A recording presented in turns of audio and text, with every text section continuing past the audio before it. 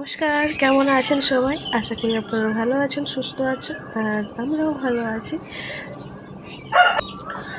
তো এখন বাজে সকাল 5:30, এখনও বাজেনি। তো এখন থেকে আমার ব্রেকফাস্ট শুরু করলাম।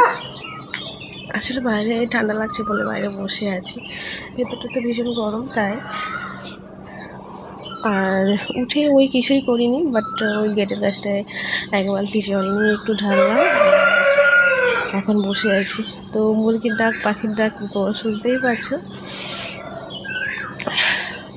তো বাড়িটা ভীষণ ভালো লাগছে। আর দেখতে বুঝতে পারছো তোমরা হয়তো, কুয়াশা পড়েছে আজকে কুয়াশা পড়ছে। কি অবস্থা দেখো, গ্রীষ্মকালে কুয়াশা পড়ছে, তাই না? তো আজকে শনিবার, আর মেয়েকে স্কুলে পাঠাবো না আজকে, কারণ ড্রয়িং আছে তাই। আর আসতে ওটা দেরি হয়ে যাবে, তারপরে সেদিকে আবার রোদ উঠবে, তার জন্য শনিবারটা গরম পড়েছে না, তাই বাদ দিয়েছি।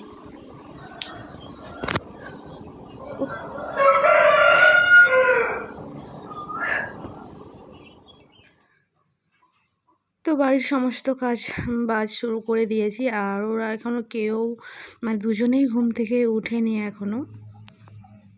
তো দুজনে ঘুমোচ্ছে, আর আমি এদিকে ঘরটা ঝাড়ু দিয়ে দিচ্ছি আগে, আর ঘরটা তারপরে মুছে নেব। ঘরটা ঝাড়ু দিয়ে তারপরে মুছবো।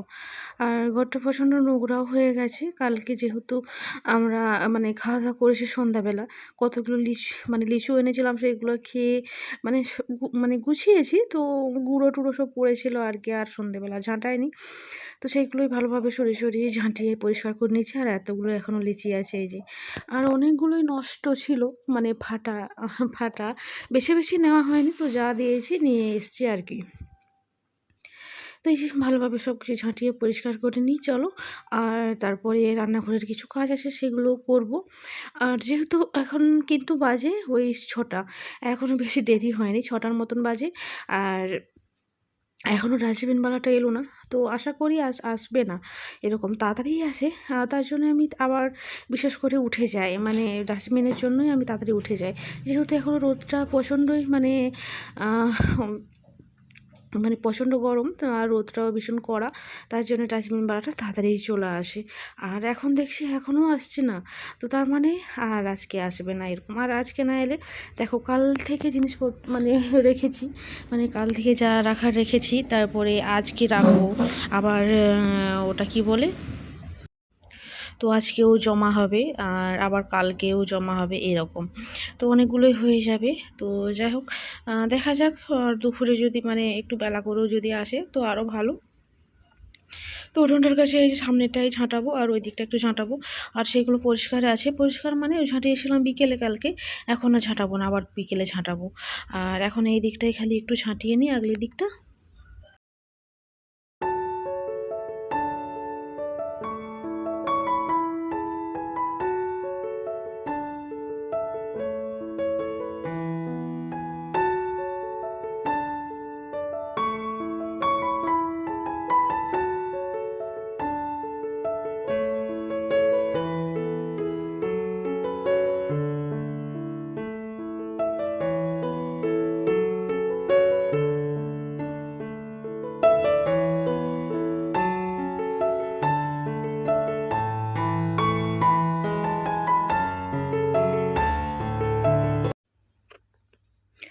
তো ঝাঁটানো কমপ্লিট হয়ে গেছে, আর এখন চলে এলাম সোজা রান্নাঘরে। তো রান্নাঘরের কিছু কাজ আছে, তো কয়টা বাসন আছে সেগুলো ধুয়ে নেব, তারপরে আমি নিজে ব্রাশ করব। আবার মুড়ি খাওয়ার ব্যবস্থা করতে হবে, যেহেতু মেয়ে আবার ড্রয়িংয়ে যাবে, ওকে তাড়াতাড়ি আবার খাবারটা বানিয়ে খাইয়ে দিতে হবে।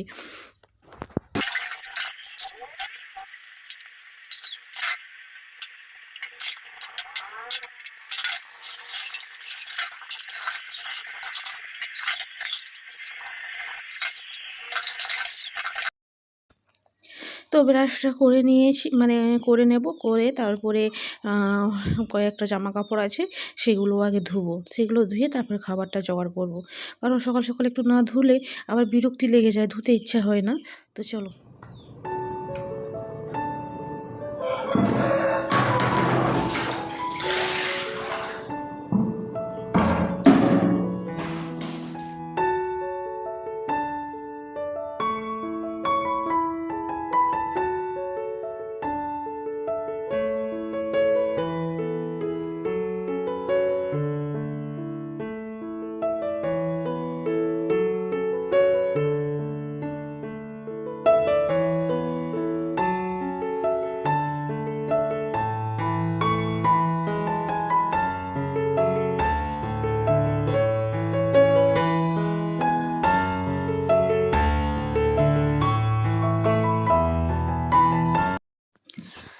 তো আমার কাজ কর্ম করতে করতে মেয়ে উঠে গেছে ঘুম থেকে, আর ও উঠে গেছে, ও এখনও মানে উঠেছে ঘুম থেকে, তো বাথরুম সেরে আবার শুয়ে পড়েছে। তো এমনি শুয়েছে, আর মেয়ে এখানে বাইরে বসে আছে। তো জামা কাপড়গুলো সব মেলা হয়ে গেছে। এখন রান্নাঘরের খাবারটা বানাবো, তারপরে আমি যাবো স্নানে। প্রচণ্ড গরম, আগে স্নান করতে হবে। তো দেখা যাক, ভাবছি আগে রান্না করব তারপরে স্নান করব। তো দেখা যাক কি হয়। তো তারপরে সবাই মিলে ব্রাশ ট্রাশ করলো, মানে ওরা দুজনে ব্রাশ করলো, আমি তো আগেই করে নিয়েছি। তারপরে এখানে চা করে নিয়েছি। তো আজকে লাল চা দুটো আর একটা দুধ চা। তো দুধ চাটা আমার মেয়ের জন্য, আর লাল চাটা আমাদের দুজনের জন্য। কারণ ও লাল চা পছন্দ করে না, তাই ওর কাছে ওর চাতে গুঁড়ো দুধ মিশিয়ে দিয়েছি। তো এখন টিফিনের মতো এটাই খাবো, আর আলু ভাজা করব একটু পরে আর কি। তো এখনও কিছু জোগাড় হয়নি। তো এখন কিন্তু বাজে মানে 7:30 মতন, বেশিও এখন বাজেনি। আর মেয়েকে আমি খুব মানে মানে এমনিতেই গরম, ওকে অনেকক্ষণ থেকে ডাকছি, আয় না, খাবি আয়, খাবি আয়, কিছুতেই শুনছে না। ওই বাইরে যে বসেই আছে কী করছে ওই জানে। তো যাই হোক, চলো চাটা খেয়ে তারপরে সবজি নিয়ে বসে গেছি। আর এদিকে মেয়েকে পড়াচ্ছি। আসলে টিউশন যে পড়াগুলো দিয়েছে সেগুলো কমপ্লিট করেনি। তো যেহেতু আমরা কালকে একটু বাজারের দিকে গিয়েছিলাম, এসে আর পড়েনি, তো ঘুমিয়ে গেছিলো। তার জন্য আজকে এখন চাটা খেয়ে তারপরে ওকে পড়াচ্ছি। তো আমি ভাবলাম, না চলো সবজিগুলো কেটে রেডি করে নিই, আর যদি তাড়াতাড়িও কাটা হয়ে যায় রান্না টান্না করি, তারপর একেবারে স্নান করে নেব। কালকে এই যে মোচা এনেছিলাম, তো মোচাটাই আমি ছাড়িয়ে রেখেছিলাম কালকে, মা মেয়ে মিলে দুজনে রাত্রে আমরা ছাড়িয়ে রেখেছিলাম। আর এখন আমি এই যে কুচি কুচি করে কেটে নিচ্ছি। আর ওই যে শাঁখের মতন যেটা দেখতে পাচ্ছ, ওইগুলো পুরো ভেতরের দিকটা খুব নরম, ওটাকে আমি পুরো সরু সরু করে ছোটো ছোটো করে কেটে ওটাকেও মিশিয়ে নেব। আসলে আমি এভাবে বেশিক্ষণ বসতে পারি না, এত পাটা ব্যথা হয়, মানে হাঁটুগুলো এত ব্যথা হয়, পা মিলিয়ে বসি এরকম আর কি, বিভিন্ন রকম স্টেপ নিয়ে আমাকে বসতে হয়।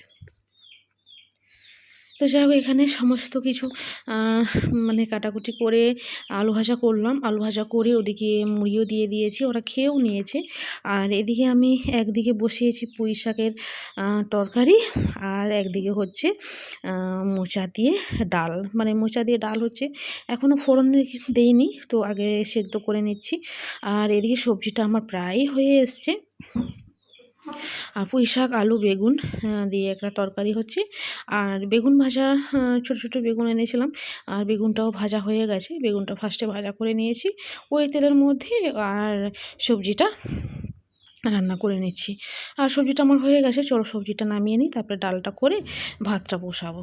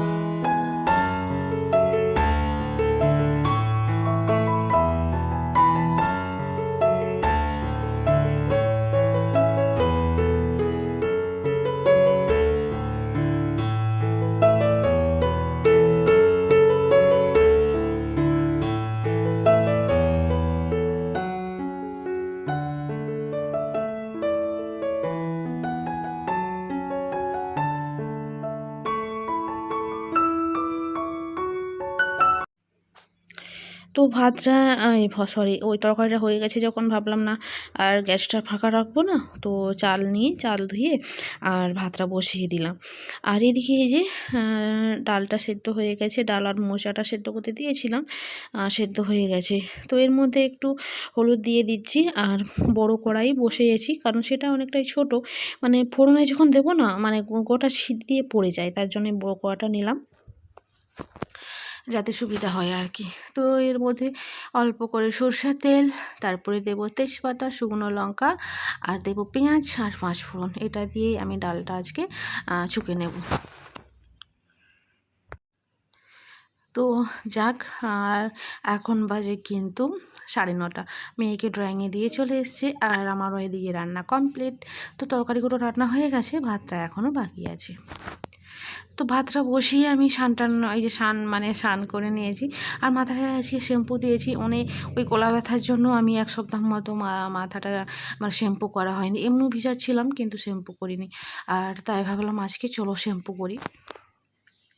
আর আমার শ্যাম্পু তো শেষ হয়ে গেছে, মেয়ে যে শ্যাম্পু মাখে তো সেটাই মেখেছিলাম।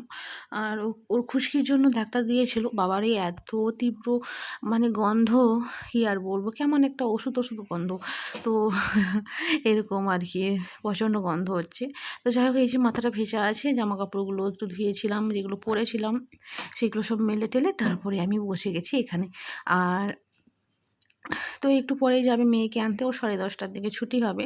আর আমি এখানে এই যে আর উল বের করে নিচ্ছি আর কাঁটা। আর আমার দিদি ফোন করেছিল যে ওই গোপালের জন্য একটা আসন ছোট্ট দেখে একটা আসন তৈরি করার জন্য, যাতে গোপালকে বসাবে বলে। তো সেটাই আমি ওই যে কাঁটা উল বের করছিলাম, বেশিক্ষণ সময় লাগবে না, তো 10-15 মিনিট হলেই হয়ে যাবে। তো সেটাই করব বলে ওই আউল টুল আমি বের করলাম। আর এদিকে একটু আলু ভাজা রেখেছি আমার জন্য, আর একটু মুড়ি নিয়ে নিচ্ছি।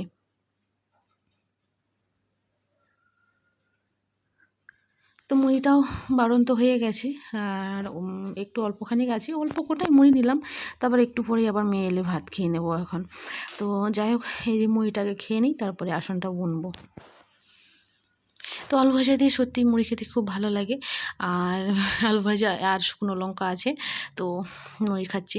আর চামচ দিয়ে খাচ্ছি, কারণ আর হাত ধোবো না, আসন বুনবো তো, তাই আর কি তেল লাগাবো না হাতে, তার জন্য চামচ দিয়েই খেয়ে নিচ্ছি।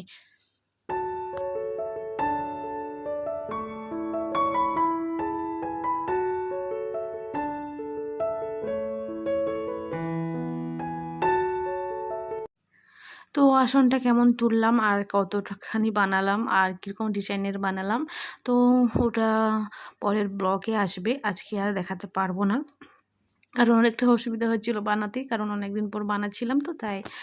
আর এদিকে ওই মেয়ে চলে এসেছিলো, মেয়েকে স্নান করিয়ে ওকে খাইয়ে তারপরে পড়তে পাঠিয়ে দিয়েছি।